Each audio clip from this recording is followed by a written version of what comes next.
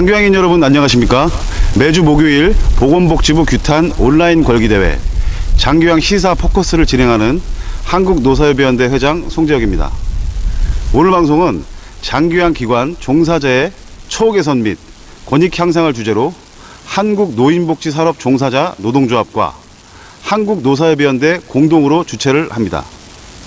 매년 이맘때가 되면 다음해 근로자의 최저시급을 결정하는 일과 또 이어서 장교양기관 운영의 기준이 되는 다음해 급여 수가를 결정하는 일이 진행되는 것을 모두 잘 알고 계실 것으로 압니다.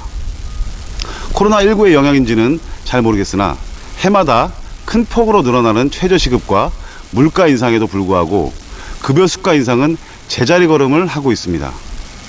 오늘 전남에서 노인요양시설과 노인주간보호센터를 운영하시는 한 원장님이 저에게 전화를 하셔서 앞으로 장교양 기관이 어떻게 될 것 같은가 라는 질문을 해주셨는데 제가 답변을 해줄 수 있는 입장이 아니라서 원장님이나 주변에서는 어떻게 생각하시느냐고 오히려 되묻게 되었습니다. 그랬더니 그 원장님의 답변은 장교양 기관은 더 이상 운영하면 안 된다 라는 자조 섞인 말로 돌아오게 되었습니다. 왜 그런 말이 나올까요? 보건복지부 장관님도 한번 생각해 보시기를 바랍니다. 오늘 방송은 먼저 장교양 종사자의 처우를 결정하는 제일 중요한 요인인 2021년도 최저임금 결정에 관한 소식입니다. 매년 6월 29일 기업 측과 노동계, 정부 대표들이 참석하는 최저임금위원회가 다음해 최저임금 결정을 하게 되어 있습니다. 올해도 어김없이 이 데드라인을 지키지 못하고 그 기일을 또 넘기고 말았습니다. 경영계와 노동계의 격차가 커서 결정이 지연되고 있는 것입니다. 이 내용에 대해서 한번 자세히 알아보겠습니다. 2021년도 최저임금을 결정하는 최저임금위원회가 7월 1일 정부 서울청사에서 4차 전원회의를 열고 최저임금 수준을 본격 논의했습니다. 노사위원 양측은 이날 회의에서 내년도 최저임금의 최초 요구안을 제시하고 요구안의 근거 등을 설명을 했습니다만 성과 없이 끝난 것으로 전해지고 있습니다. 6월 29일인 법정 심의 시한은 이미 넘긴 가운데 행정 절차 등을 고려하면 7월 중순까지는 최저임금을 반드시 마무리해야 하는 만큼 노사 양측의 힘겨루기가 지속될 것으로 보입니다. 앞서 민주노총이 올해 최저임금 8,590원보다 무려 25.4%나 오른 1,770원을 심의 요구안으로 발표하자 한국노총은 국민의 눈높이를 고려하겠다며 10,000원 이하가 적당하다는 입장을 밝혔습니다. 양대 노총은 이후 수차례 협상을 하고 있지만 아직 단일안을 마련하지는 못한 것으로 알려졌습니다. 한편 한국노인복지서비스 노동조합이 속한 공공노총 서비스연맹이 민주노총의 2021년 25% 최저임금 인상 요구에 대하여 국민적 동의를 얻기 어려운 집단 이기주의를 보이고 있다고 반대 서명을 발표하기도 했습니다. 이에 반하여 경영계는 코로나19 경제위기 등을 이유로 최저임금을 최소 동결해야 한다고 주장하고 있습니다. 노동계와 경영계의 최저임금 결정의 요구사항이 워낙 격차가 커서 2021년도 최저임금 역시 정부 측을 대변하고 있는 공익의원들에 의해서 결정될 것으로 보입니다. 한편 우리나라의 최저임금은 2015년도 이래로 매년 7% 이상 인상되었습니다. 특히나 문재인 대통령 취임 이후 2018년도에는 인상률이 무려 16.4%로 큰 폭이었습니다. 더구나 2020년도 최저임금은 8,590원으로 2010년도 최저임금은 4,110원에서 약 110%나 인상된 것입니다. 이렇게 급속하게 인상된 최저임금은 일면 종사자들에게는 매우 이로운 희소시로 들릴 수도 있지만 장교양기관 등 소상공인 및 중소기업인들에게는 기업을 영속하기 힘들 정도의 악재로서 기업의 문을 닫을 수밖에 없는 상황에 이르기도 했습니다. 기업이 존재해야 고용이 원활하게 이루어질 수 있는 원리대로라면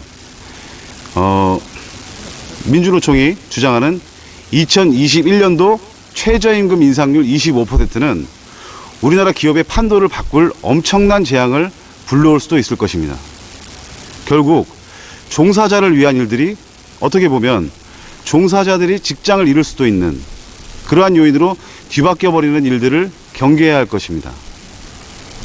장기화 기관으로 돌아와서 우리 종사자들의 처우 개선을 위해서는 기관과 또한 종사자들이 함께 서는 수준에서 적정한 최저임금의 결정이 이루어져야 할 것으로 보입니다. 우리 장기화 기관의 경우 매년 급여 수가 인상을 요구할 때 첫 번째 최저임금 인상률, 둘째 물가 상승률, 또한 세 번째 정부 또는 장기화기관 정책 변화 등을 포함시키고 있습니다. 지금 현재 코로나19가 다시 기승을 보이고 있는 이 시점에서 기대를 할 수조차 없는 편입니다. 하지만 최저임금 인상률은 2020년 최저임금 8,590원에서 5% 인상된 9,020원 정도에서 이루어진다면 기업과 기관들이 공생을 할 수 있지 않을까요? 2021년 급여수가에서 더욱 중요한 정책 요인의 변화는 공휴일 근무 인정 제도입니다. 2019년도까지만 해도 민간 기업의 경우 법정 공휴일은 휴일이 아니었습니다.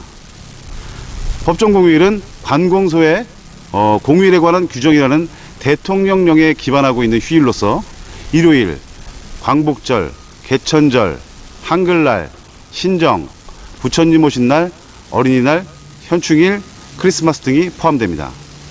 그 적용 대상은 관공서 근로자, 즉 공무원이고 민간 기업 근로자에게 법적으로 보장된 휴일은 주휴일과 근로자의 날 뿐이었습니다. 그러나 2020년 1월 1일부터 민간 기업에도 동일한 의무가 부과됩니다. 공휴일을 유급휴일로 부여해야 하며 공휴일에 쉰다고 해서 연차를 소진하는 것은 불법입니다. 법정 공휴일 모두를 기업에 적용시키는 것은 기업의 종사자 규모에 따라 다르게 적용하고 있습니다. 이미 2020년 1월 1일부터 300인 이상 기업에게 적용을 하고 있습니다. 주로 장기화 기관의 대상이 되는 종사자 수 30에서 300인 미만 기업에게는 2021년 1월 1일부터 적용을 하게 됩니다. 노인용 요양 공동생활가정 및 종사자 수 30인 미만의 소규모 장기화 기관은 2022년 1월 1일부터 시작하게 되어 있습니다. 휴일 근로수당은 아시는 바와 같이 공휴일에 꼭 일을 해야 하는 경우 기업은 근로기준법에 따라 휴일 근로수당을 지급해야 합니다. 8시간 이내로 근무를 했다면 통상임금의 1.5배, 또 8시간 초과 근무를 했을 경우에는 통상임금의 2배를 지급해야 합니다. 휴일 가산수당 대신 대체휴일을 지급할 수도 있는데요. 예를 들어 빨간 날에 공휴일에 일을 했다면 다른 평일에 다시 쉴 수 있는 것입니다. 24시간 전에 근로자에게 통지를 하고 동의를 받아야 하며 이때는 1.5배의 휴일이 아닌 1배에 해당하는 휴일을 제공받을 수 있습니다. 다만 근로자의 날은 휴일 대체 적용이 불가하고 휴일 수당을 반드시 받아야 합니다. 이런 엄청난 정책 변화의 정책적인 변화 내용은 2021년 급여수가에서 반드시 고려되어야 할 항목입니다. 2021년도 급여수가를 결정하는 장기화위원회 위원 여러분들께서는 급여수가 논의에 최소한도 7월 중순경에 정해질 최저임금과 물가상승률, 그리고 변경되는 공휴일 의무화 임금 정책 등이 반드시 반영되어야 할 것입니다. 무턱대고 높은 최저임금과 턱없이 낮은 급여수가는 장기화 기관의 경영자와 종사자의 공멸을 야기할 수도 있습니다. 국민과 시기적인 상황의 눈높이에서 경영자와 종사자가 상생이 가능한 최저임금과 급여수가가 결정될 수 있도록 정부와 노동조합, 장기화 기관을 포함한 기업들이 일부 양보하여 가장 최선의 결정이 내려지기를 바랍니다.